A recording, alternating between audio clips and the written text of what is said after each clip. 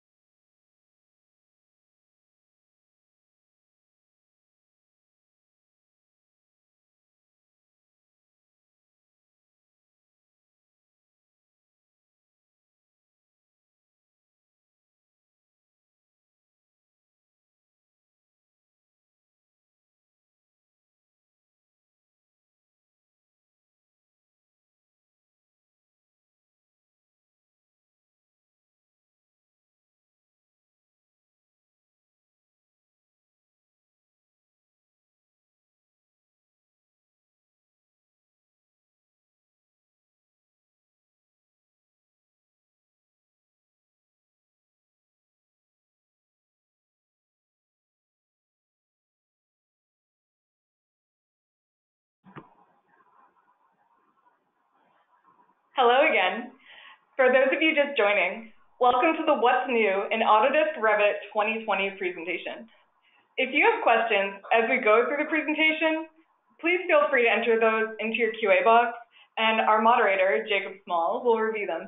And if we have time at the end of the presentation, we'll do our best to answer your questions. Before we get started, we're really interested in learning more about you and your experience. So we have a couple of polls for you. One moment while we go ahead and launch these.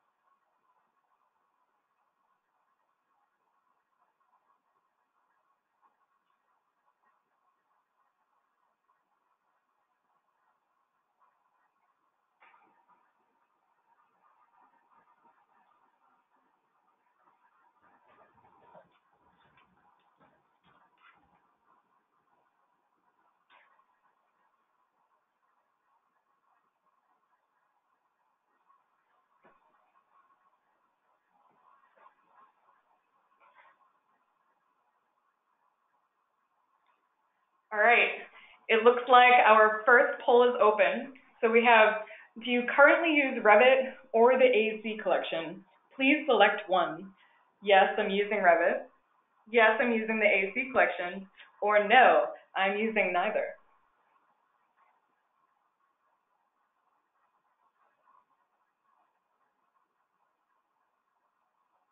Okay, we're getting to about 75% of attendees voted.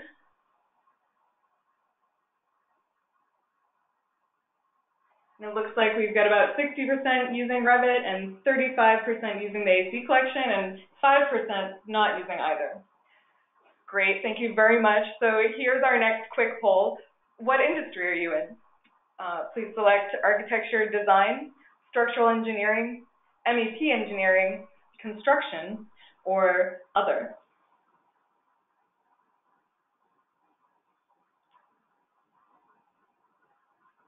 All right, we have 1,001 attendees currently answering, and we're about 80% through the voting. We've got 48% architecture design, 18% structural, 18% MEP, 10% construction, and 6% other. So thank you very much for all of that polling and those great responses. Now let's take a moment to meet our team.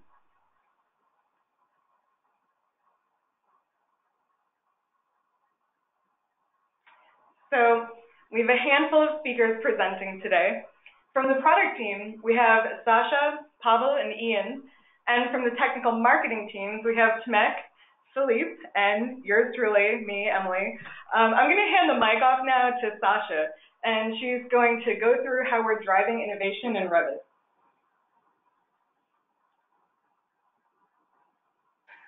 So one of our missions as a group for building design is really to create better processes and projects by connecting different disciplines together and connecting design all the way to construction. And we approach this from 3 different themes. So you'll see that this presentation is aligned along those themes. So creation is about making it much easier for you guys to model exactly what you need in Revit and other products. Optimize is actually about creating better buildings, but it's also about creating better products. Last but not least, connect is about connecting project teams together and connecting together project products so that your data flows as seamlessly as possible between them.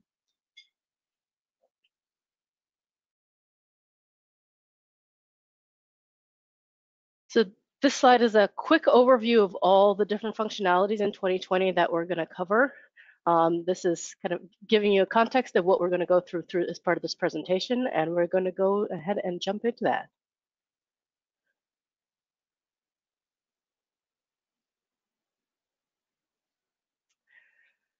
So the first functionality that we're going to talk about is PDF. So we realize that as much as we'd love everybody to exchange BIM all the time, and that being kind of the standard for everybody, we realize that a lot of your work involves dealing with PDFs and exchanging those between different companies and between different groups.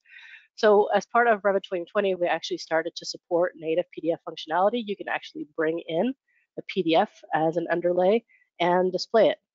And you can also start to see that we have the same capabilities for supporting PDFs through Desktop Connector. And the great thing is that this PDF underlay actually does also enable snapping, so it's much easier to model in Revit based on a PDF as an underlay. And Emily's going to talk a little bit about the details. Sure. So we have a video that's going to play, and it's going to show you a cool seaport hotel project that we put together. So now in Revit 2020, you can insert your PDFs into Revit using Insert PDF. And the PDF can be placed as a 2D object in the current view only. This is similar to previous image functionality. You can select the page number and the image resolution on load. And you can also place and modify your PDF like any other image and manage the PDF in the Manage Images dialog. So the dialog supports reloading from or reloading, as well as adding a PDF. And as the Insert PDF button launches the Import PDF dialog, there's an option for large or small thumbnails. So if there are multiple pages, you can select a page with a thumbnail or by number. And the page number and the page size of the PDF is reported in the project unit. The resolution of the PDF can be adjusted. And the PDF is going to have all the functionality of other raster images in Revit, such as move, mirror, copy, rotate, send it from back, scale, and also lock proportions. You can reload and delete and use PDF as an image in schedules as well, which is pretty exciting. Additionally, if the loaded PDF has vector data, you can enable a snap to the PDF. And you can also use pick lines for quick tracing, which is pretty exciting. So you're able to create line work or even walls, for example. So there's really just tons of options with this new feature. There's a lot of options for PDF page load configuration. So when you're selecting a page in a multi-page document, that page is going to come into Revit with its page number appended to its name. And you can use reload from to change a page of the PDF or to specify a new resolution for the PDF. You can also use Manage Images in the Insert tab to add more pages from the same PDF document. So that was a lot. This is a pretty serious feature. I'm going to hand the mic back over to Sasha to move on to the next one.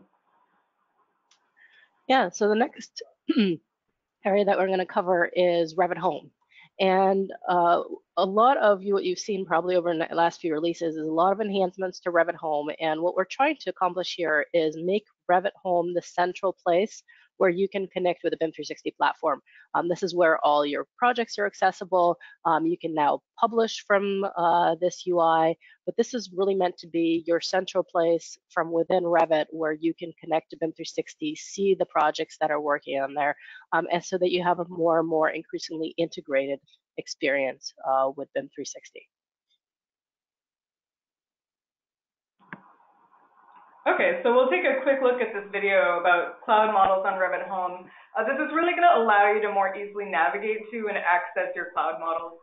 So the new screen opens when Revit starts and was recently launched with Revit 2019.1. And this simplifies access to models in the cloud for increased workflow efficiency. So it's possible to navigate through your BIM 360 design project folders to the project files location, and then select the model you'd like to publish. And now since 2019.2 and also in 2020, you have the ability to push models from Revit Home, and it's possible to publish models at the same time, which you're seeing right now. When you publish, other team members who don't have Revit can view and reference models in BIM 360. Pretty exciting.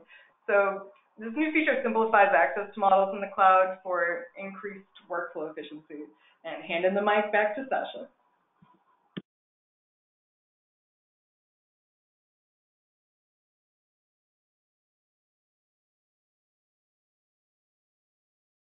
I forgot to get off mute, sorry. So the next area that we're going to talk about is cloud models for Revit. And cloud models for Revit is an entitlement that you actually have as part of your subscription. And what it allows you to do is create an individual cloud model, so non-work shared model in BIM 360 document management, and start to work with part of a broader BIM 360 document management team. You do have to have permissions to a BIM 360 document management project, but once you have that, you can actually start to create these individual models and really participate as part of the larger ecosystem. And then one of the things that we've actually enhanced as part of this as well is this ability to, the way that you create one of these is to go to File, Save As, Cloud Model. But you can actually use that for both work shared and non-work shared cloud models. So if you have BIM 360 Design and you're using Revit Cloud Work Sharing as part of Revit 2020, you can also do Save As Cloud Model for work shared models, which previously you did through the Initiate Collaboration on the Collaboration tab. I'm going to hand it over to Emily to talk a little bit about the details again. Awesome. Thank you, Sasha. All right, so just to reiterate a little bit on what Sasha was saying, Cloud Models for Revit, it's a capability that's going to allow individual team members to store and access work shared and non-work shared Revit models alike on the BIM 360 platform. And this is going to be in a data format optimized for cloud storage, single-use editing, and also syncing. So it's a pretty straightforward operation where you're able to select File, Save As, and then Save As Cloud Models. Then navigate to your save locations, such as the Project Files folder and the Architecture Team folder, for example. When you're ready to save and you click Save, you'll see the Save As Cloud Model dialog pop up, and then the model is going to appear in your BIM 360 design workspace as well, where you can review your published documents, as you're seeing right now in your 2D sheets. This capability really provides your team members a connection to BIM 360 and supports anyone who does not have a need for collaboration by multiple Revit users, facilitated by BIM 360 Design. So now back to Sasha for support for SketchUp. Yeah, and so the one other area that we're covering for platform for Revit 2020 in the Connect area is this updated support for SketchUp. So what we've done is we've updated our SketchUp support to support the 2018 version of SketchUp. The really powerful part of that comes along with this update is the ability to actually bring in colors from SketchUp into Revit.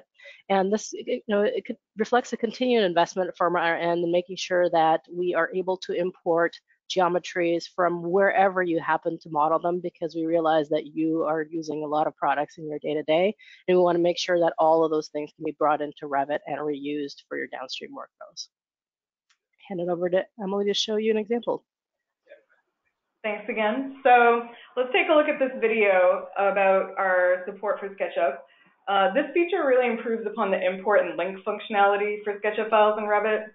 Material translations improve, and we're offering higher version support of SketchUp files than in previous versions of Revit. So in this example, you can see we're able to take a SketchUp 2018 file and save from SketchUp, then use the insert link CAD dialog, and we're able to bring in the .skp file. And you can see the level of material fidelity as the model is brought into the Revit workspace. This feature is going to connect data from early stage design through design development. It's going to increase your modeling efficiency.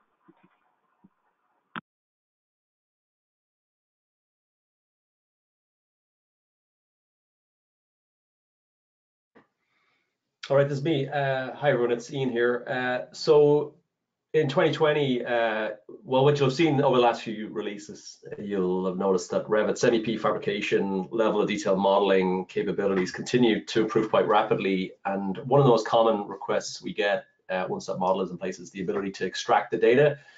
So to help with that, the Revit extension for fabrication add-in now has a new export fabrication data function. Basically allows you to generate a CSV or a text file, which of course can be used in spreadsheets or any other tools downstream for a whole range of pre-construction and fabrication workflows like quantification, linear nesting, and procurement, and so on. So that's a very valuable improvement we've made to our fabrication toolset.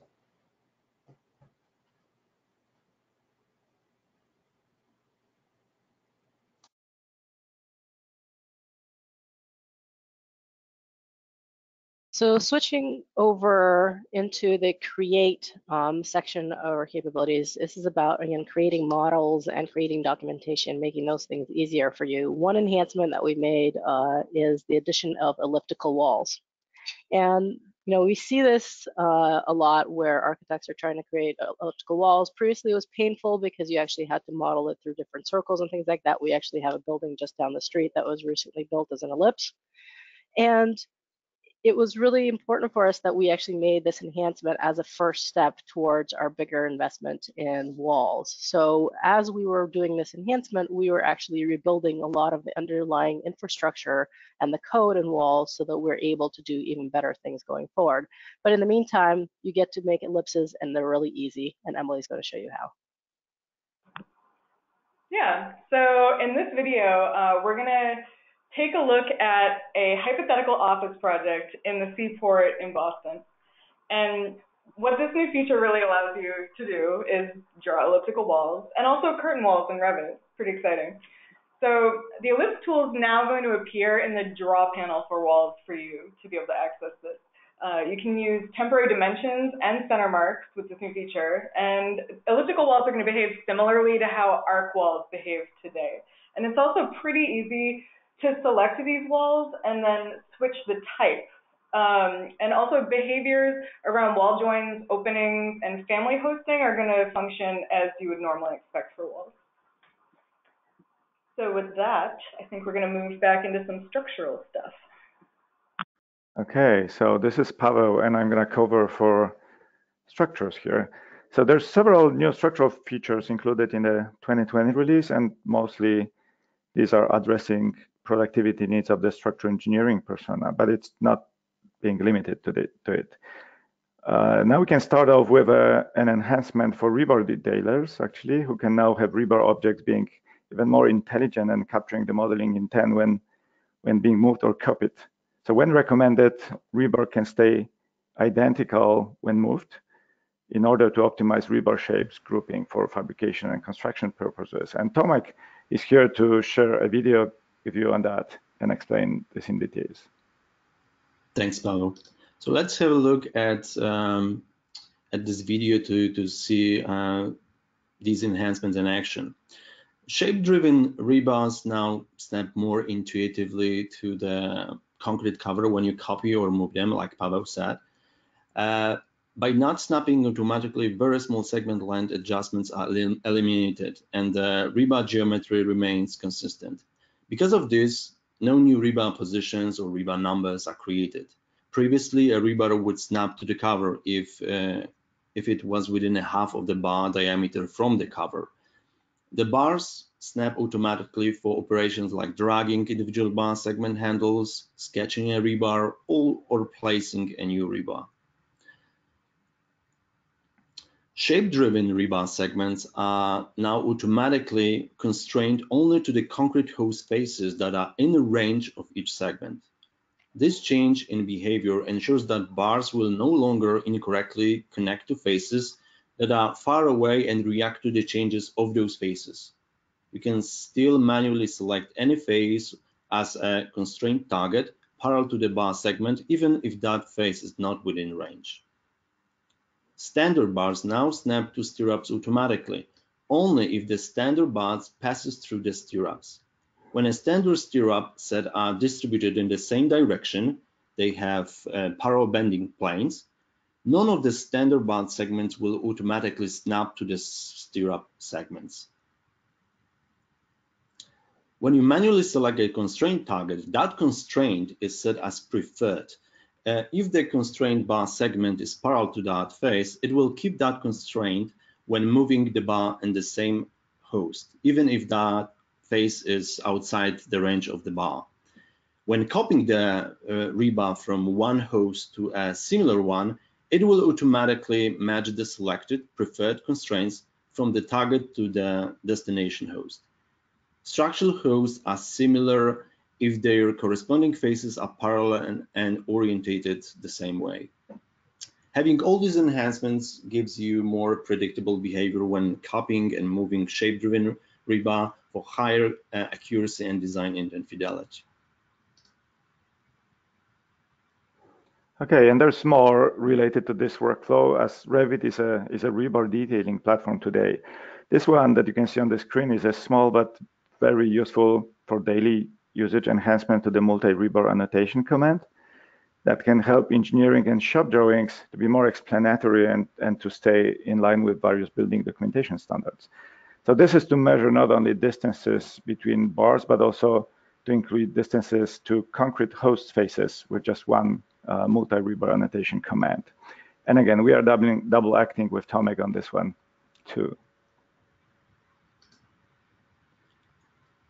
Multi-rebar annotations can now be used to dimension the position of rebar sets with respect to the concrete host faces, and this is really great, or to any other dimension references in Revit. The tag inside the multi-rebar annotations only extracts information from the rebar references, while the others are used for the dimension only. To use multi-rebar annotations, there must be at least 2 rebar references or 1 rebar and 1 regular reference in the section view. Thanks to this new functionality, you can now more efficiently and accurately produce documentation for concrete projects by referencing the concrete element faces along with the rebar.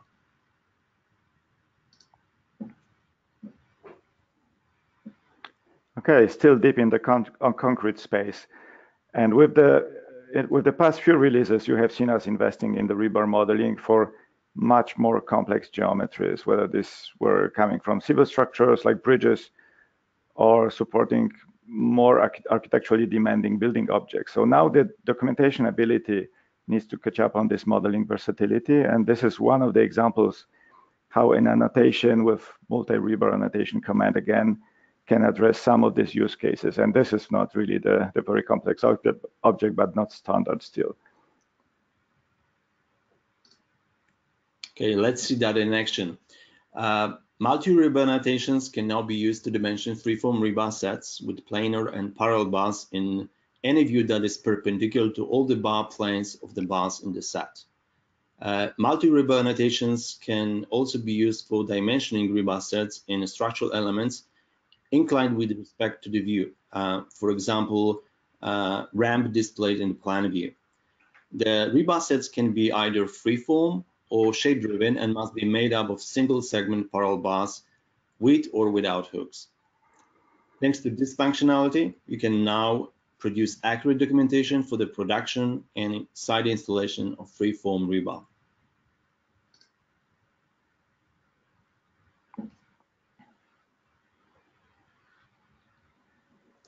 Okay, thanks for sharing the video. And this one is really a very small enhancement, actually, but requested by many, so it's worth to be noted here. Right now, any type of reinforcement, whether this is a rebar that's shape-driven or freeform, it can be hosted in the in-place model stairs, just like in the parametric stairs. So that's one that's extending the applicability of rebar in the concrete structures that we are modeling with Revit. Okay, and the next one, we are moving over to the structural steel space. And these are enhancements for engineers, clearly. In general, steel modeling in Revit is here to help engineers to better express their design intent, and this is through model information and also through documentation. and make them clearly better connected through collaborative workflows downstream to steel detailers and fabricators. The steel connections propagations that you can see right now is a command that enables Revit to take a connection that you are modeling and get it automatically applied to all identical intersections of steel members in the other areas of your project and the structure, steel structure. It greatly speeds up connections modeling process for mid-size and larger structures. And we have Philippe who will demonstrate how it works in practice now. Thank you, Pavel.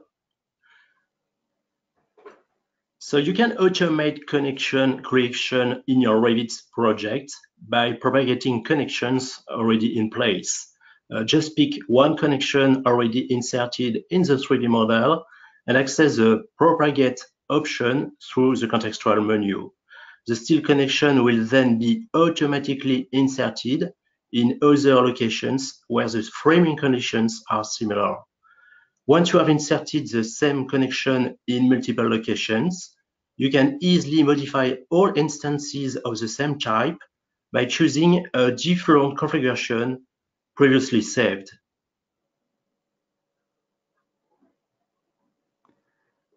Yeah, and this is all to make Revit steel models to be much more accurate for design intent and for collaboration with fabricators. And this, another functionality, steel connections grouping, it comes really hand in hand with the previous one. Once larger portion of models can host parametric steel connections, many of those connections can be intentionally considered as identical ones and therefore be edited in groups as such. And this is also something that's worth demonstrating via video.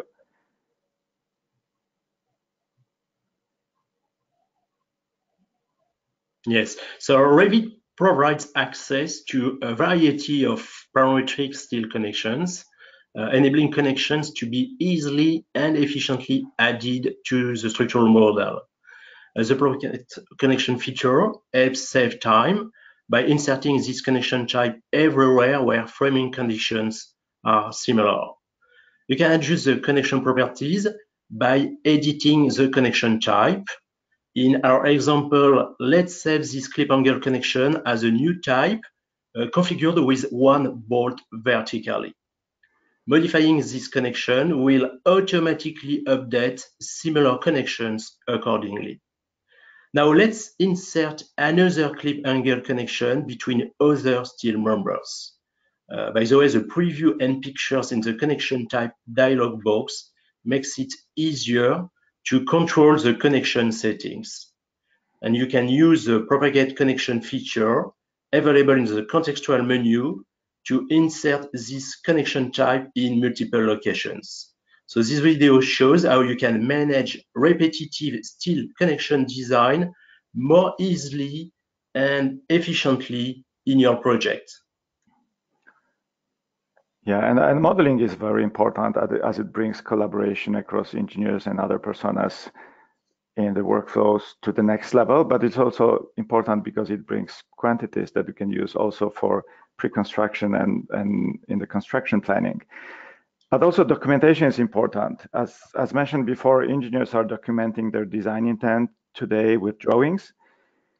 So there are new annotation capabilities that coming your way with 2020 for detailed steel objects that can make these documents even more informative and more accurate. And there's a few examples you can see right now.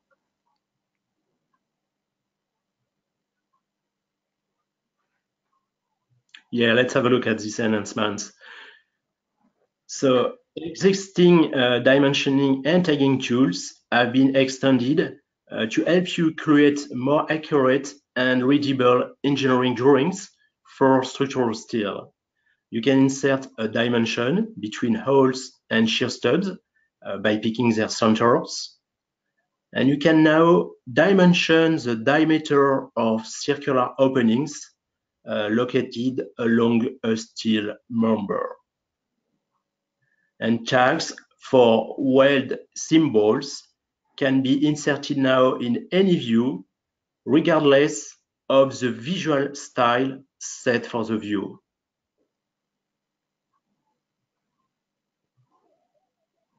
Okay, and there's just one more I wanted to highlight right now.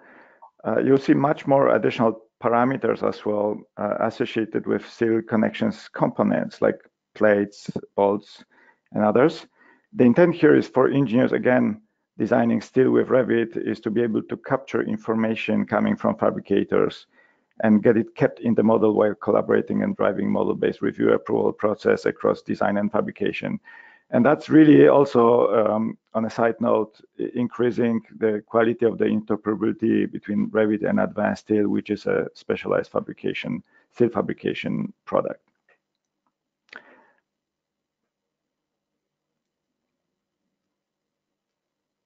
Okay, moving over to Ian. Thanks, Pavel.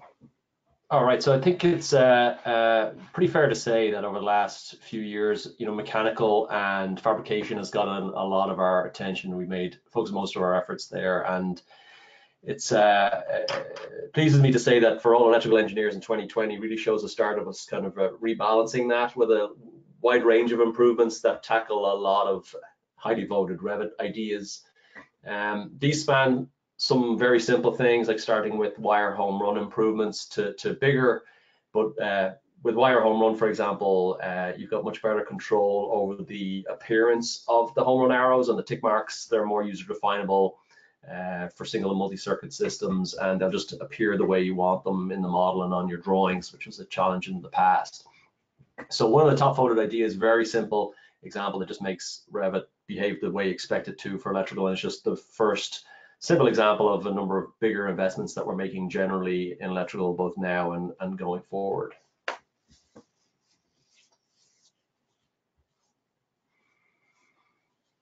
The work we've done with electrical panel feed through lugs is a really good example of that, because this is actually an example of a number of station ideas all kind of wrapped into one.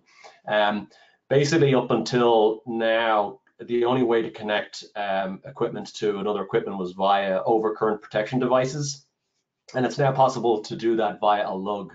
And this affects basically the way how loads on equipment is totaled and how our panel schedules report things.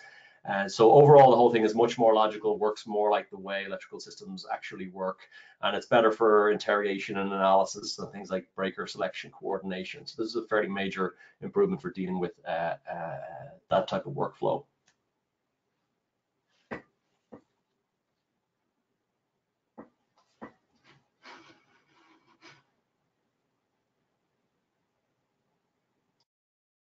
Okay, so switching over to the optimize area, and again, optimize, as a reminder, is an area where we talk about help you guys make better buildings and making your processes as efficient as possible so that we reduce picks and clicks and make it as effortless as possible for you to actually get your design done. So the first feature that we're going to talk about here is path of travel.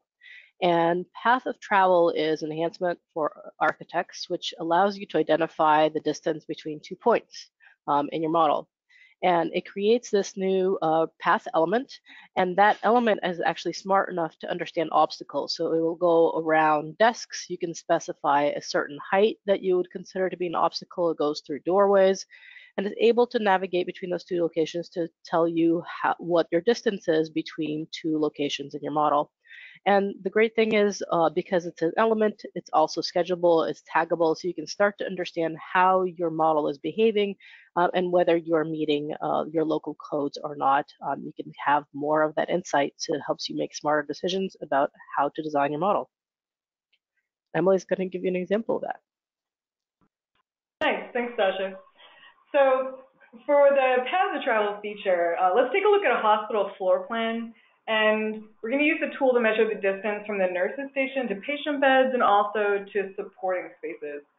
So the path of travel tool is really used to determine the shortest distance between 2 points on a floor plan. And the button you're going to use is on the Analyze tab of the ribbon. And this is really just, you can see how simple it is to draw a path of travel line going from, for example, a nurses station to an adjacent conference room. Like a typical detail line, the path of travel line is going to be view specific, and its line style properties can be changed from the line styles dialog. You're also able to tag and schedule these. Path of travel line, it can be used in a view filter. So in this example, we're seeing a view filter that will make any path of travel line red if it exceeds a certain distance. It's pretty cool. There's also going to be a route analysis settings dialog, which is going to pop up, and this just shows you how you can get more control over which categories are considered obstacles. And also in the settings dialog, there's the ability to adjust the analysis zone, which is used by the path of travel to find obstacles within a top and bottom offset value from the view's level. So if any geometry from a model element is within the analysis zone, it's going to be considered an obstacle to the path of travel. Also, the path of travel is going to be generated to avoid those obstacles, and it's going to calculate based on geometry inside of the crop region only. You're also able to update the path of travel, and the help contains some more detailed information on how these paths get generated. So I definitely recommend you guys check that out. And now back to Sasha. So the next area is an improvement to OR in view filters. So one of the challenges that we had as we introduced OR last year in filters was that you were still limited by the number of different parameters that you had access to, because if you had multiple categories, you would only get access to the list of parameters that were shared by both categories. Now we've actually extended the capability so you can specify that if you want a certain parameter in Windows and a different one in doors, you can actually go ahead and do that. This provides a lot more flexibility and makes it so much easier to actually create exactly the filter that you want. So this was one of the areas that was identified as part of our beta forums as missing from the original OR filter implementation. So that was something that we added for Revit 2020. The next area is a number of materials UI improvements, and these are really meant to make it easier for you to find the materials, access different assets, and filter and understand what you have. So you can now filter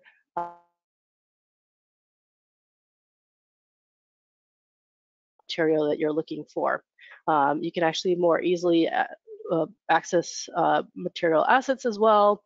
And we've shipped a number of new and optimized realistic materials, so you can start to get those absolutely beautiful renderings that you can get using photorealistic materials.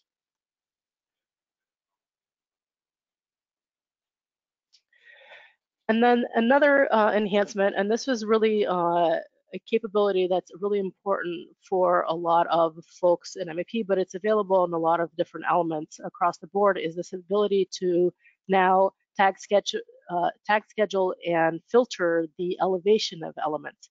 So you can start to display exactly the location of something in plan, make it much easier to tag, and to organize all of your elements based on this parameter, which was previously not accessible in these different areas. And Emily is going to walk you through more details on that. Yeah, so let's take a look at this video. You're going to see that with this new feature, you're now able to tag, schedule, and use view filters for the elevation from level parameter associated with a variety of elements and categories commonly used for MEP, such as mechanical, plumbing, lighting, electrical, data, even furniture, and then more.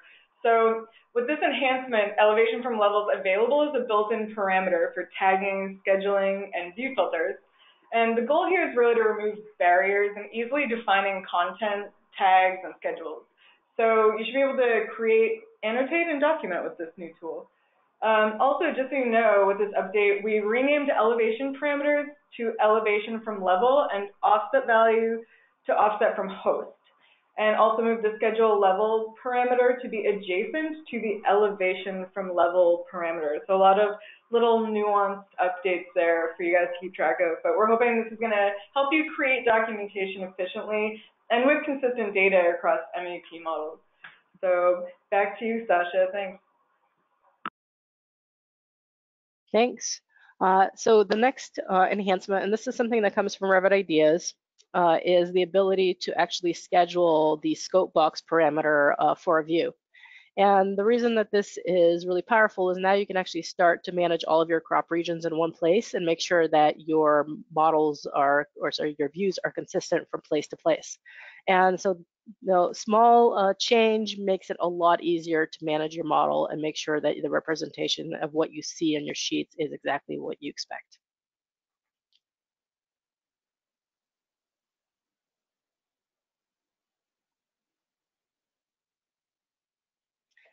So in the next enhancement, and this is another big request on Revit ideas, is the ability to copy and paste legends. So previously this was kind of painful. There were third-party workarounds that allowed you to do that. Now you can actually just go ahead and do it in Revit using the same standard paste UI that you're used to. So you can actually copy a legend, place it on multiple sheets. You can place a line in the same place. So all those capabilities that you're used to using, you can use, and makes it much easier to manage schedules and generate the documentation that you want. Yeah, so we're just going to take a quick look at this in action. With this new feature, you can now take your legend view from one sheet, copy to a clipboard, and paste to other places in a variety of ways. So this helpful little enhancement, it's going to allow you to place manually, select views, paste the current view, or cut and paste to the same place. So you're going to save some time, and you've got some new functionality, and I think this little feature is pretty exciting. So I hope you guys enjoyed testing this out. Back to Sasha. Thanks, Emily. So the next area is the ability to create parts from imported geometry. And a lot of where we were looking at for this functionality is to support bridge workflows. So importing bridges, using kind of direct shapes for InfraWorks and being able to split them into parts and cut pieces out. But as we do these things, most of the time we try to think about how do we make this useful for all of our customers. And the imported geometry or something that comes in as a direct shape, but this is something that comes in from IFC. When you import SAT, when you import Rhino, these are all things that are using direct shapes under the hood. So this capability is actually available for a lot of different types of geometry that you bring into Revit. And the powerful thing about being able to split this geometry into parts is the fact that even if you split it into just one part, previously this geometry was not modifiable at all in Revit. Now, once you make it into a part, you can actually cut holes from it, slice it with a reference plane and things like that. You can start to modify the geometry that wasn't previously easy to modify directly in Revit. So one area where we really focused on construction workflows for bridges, but it's an area that benefits all of our customers. So we're really excited to bring this for 2020. And then one other area of enhancement is that Dynamo is now a much more integrated install experience together with Revit. So the Dynamo version that's available as part of your Revit install is actually specified as part of Revit. No need to manage two separate installs. This is all packaged together. So every time you update Revit, your Dynamo will update as well. And it doesn't impact your other Dynamo installations, but it is kind of controlled starting with 2020 in terms of which version of Dynamo you're using. So hopefully streamlines your installation process and coordination with your team. And I'm going to hand it over to Pavel to talk a little bit about how we're using Dynamo to enhance steel workflows. Still using Dynamo language here. So this year we are announcing a few new structural packages for Dynamo. The first one that you can see right now is here to bring in new Dynamo nodes and also sample scripts that can drive steel connections through Dynamo rules. And this is really an enabler for Dynamo users to trigger in results more automated workflows, including steel connections modeling as part of this modeling of the automation that Dynamo is used for. Let's see the video. Thanks, Pavel. So now you can use Dynamo to accelerate the insertion of multiple steel connections based on user-defined rules. This new Dynamo package called Autodesk Steel Connections is now available. It enables Dynamo to control steel connections creation, streamlining the modeling of steel buildings in Revit. It can identify similar geometrical conditions for placing standard and custom connections. Along with the package, you will find several out-of-the-box scripts which can be driven with the Dynamo player, so easy to use. A typical Dynamo steel connection scripts start from a selection of a model elements moves on to grouping those elements into potential connection nodes, filters those nodes based on some criteria, and then places the connections. This feature enhances your productivity by automating modeling of steel connections in Revit.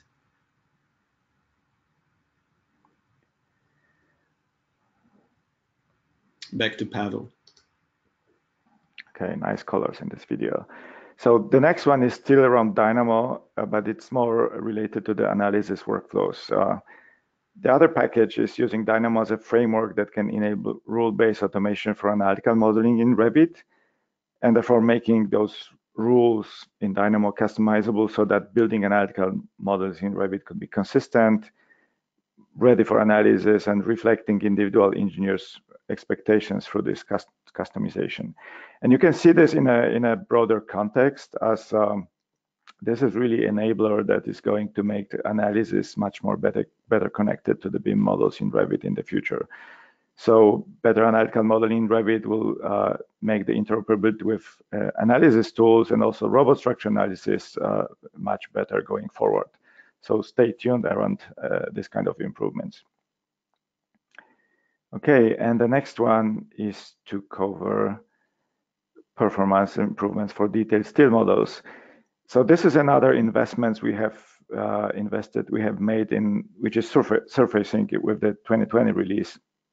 And that was really to increase Revit performance for large and detailed with connection steel models. So currently, as you'll see in this video presented by Philippe, Revit takes the model regeneration every time you make a change through steel connections, and the changes propagation tasks to the processing background. That is really enabling users to continue working and employing Revit for other activities within the same projects, and not wait until a larger model propagation is done and processed by Revit. So let's see how it works.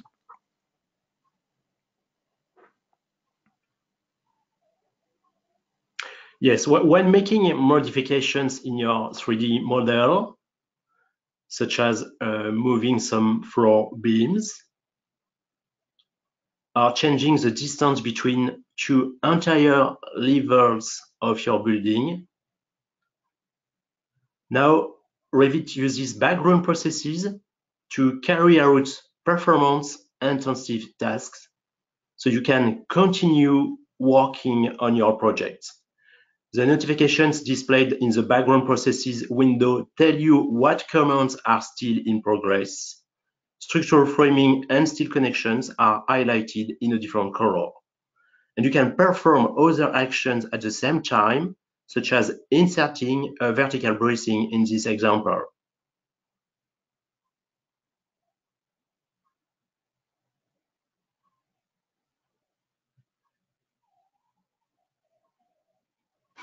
Okay, it's me again. So back to fabrication, this is a great example of a good productivity improvement. Change of service feature is being enhanced for fabrication ductwork. And basically what it allows you to do is a selection or a group of services can be swapped to a different shape or geometry or type while maintaining the properties that you want, like its size or its shape, all done through a new grouping option. So the whole point of this is allow you to provide much greater control over the parametric shape and properties of the ductwork system, while being able to make a sort of a broad global change. So this again is another commonly requested feature that we know people will like.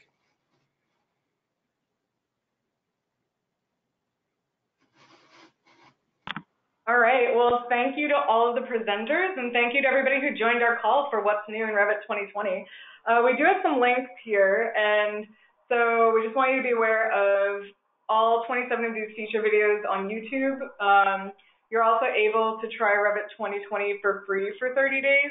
You can visit the official Revit blog or follow Revit on Facebook and Twitter, and also visit Revit on Autodesk.com. And I will make sure to tweet these links out to you from my Twitter account, which is @Dunne, D-U-N-N-E, Design Tech. Finally, it looks like we have about 10 minutes left, so we're going to head into the QA portion of our presentation just after this quick poll here. So if you guys could just answer this poll of your interest in speaking with an Autodesk sales rep about purchasing, we would definitely appreciate that. And once this poll is closed, I'm going to hand the mic over to Jacob Small, who's been moderating the QA and helping us out so much with this webinar.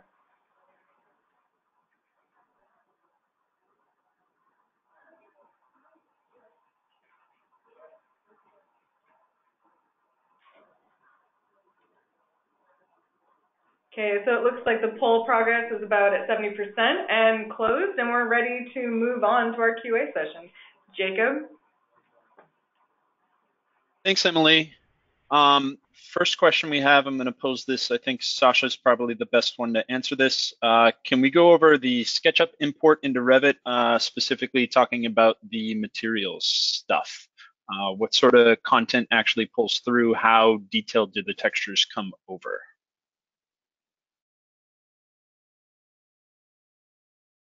So my understanding is it's primarily the colors that come over and not the majority of the textures. It's largely dependent on the component that we have underneath. I think it's a good question to follow up in detail after this call. Yeah, if you do watch the video, there's a good example of what the material translation looks like in a realistic view, and you can see that there's a pretty decent level of material fidelity as the model is brought into the Revit workspace. But I agree with Sasha, I think following up will be great with this one. Cool, thanks guys. Next one up, we have two sort of BIM 360 questions around Revit cloud models. The first one is, can teams work on the model once it's saved as a cloud model? So what are sort of the limitations of collaboratively working within that same model? The model is not a collaborative model, it's a non-work shared model. So that means only one person can work on it at a time. While it is possible for multiple people to open the model, they'd not be something that they'd be able to edit at the same time. So if you're looking for collaborative functionality, the answer is really Revit Cloud Work Sharing, part of BIM 360 Design. Awesome, thanks, Sasha. And sort of a follow-up on top of that, for the non-work shared cloud models, when we use the upgrade feature, are those upgraded as well? Yes, absolutely. So cloud models, whether they're work shared or not, use the same underlying infrastructure. So yes, the new Revit Cloud upgrade capability in BIM 360 Design absolutely upgrades both from version to version. If you haven't seen that, it's pretty awesome. You can just upgrade your entire project with the click of one button. And that's great to hear.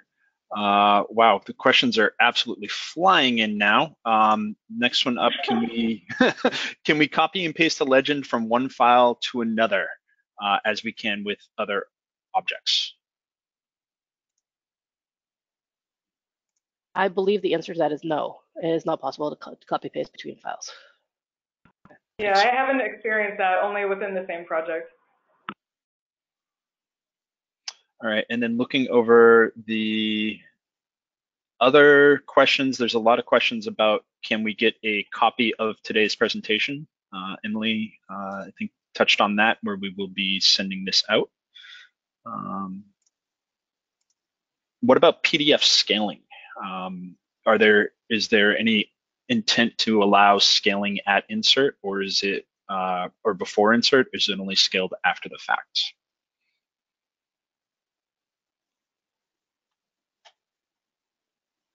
Anybody? Yeah, so when I've been working with the PDF functionality, I'm basically inserting the PDF and then I'm scaling it with the scale tool, just like you would with an image. So that's pretty much how that works. I hope that answers the question. I think so. All right, I think that's it. Emily, I guess back to you. Sure. Well, if there's no further questions, I think at this point we can probably conclude the webinar. And again, you can follow up on Twitter, follow the Autodesk Revit account, follow me at Dunne Design Tech, and I will be posting all sorts of links. And so glad you all joined, and thank you so much for your time.